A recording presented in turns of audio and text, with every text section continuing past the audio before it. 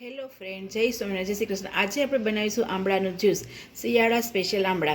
હવે તેના માટે લઈશું અડધો કિલો જેટલા આંબળા, 1 વાટકી જેટલી ખાંડ, અડધી ચમચી જેટલું મરી પાવડર, સ્વાદ મુજબ મીઠું, 1 ચમચી સંચળ પાવડર, 1 લીંબુનો રસ અને થોડો એવો ટેસ્ટ મુજબ આદુનો રસ.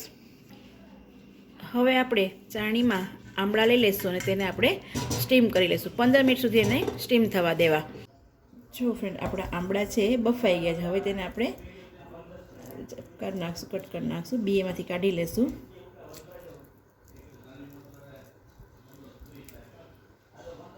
આ બી છે ને નીકળી જશે. હવે આપણે આંબળામાંથી બધા બી કાઢી દીધા છે. હવે તેને આપણે મિક્સર જારમાં ક્રશ કરી લઈશું. જો ફ્રેન્ડ, આપણે આંબળાને ક્રશ કરી દીધા છે. એકદમ એને ક્રશ કરવાના છે કે જરાય એને ઓલે આવે જાડી કણી આવે નહીં, એટલે એકદમ ક્રશ કરી લેવાના.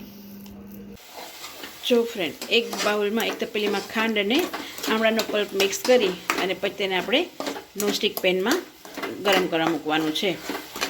પેન થોડું ધીમે ગેસ રાખવાનો થોડો. જો ફ્રેન્ડ, આવી રીતે આપણે એને તૈયાર કરવાનું છે. જો લિક્વિડ ફોર્મમાં જો તો તમે આને પાણી નાખી ચાસણી બનાવી ખાંડની, તેમાં પણ તમે પલ્પ એડ કરી શકો છો.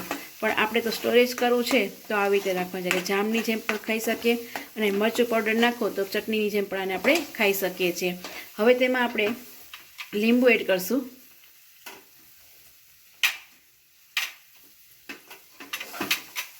જે આદુનું પાણી આપણે કર્યું હતું એ પણ એડ કરશું આમાં, અને તેને આપણે પાછું થોડી માટે મિક્સ કરશું.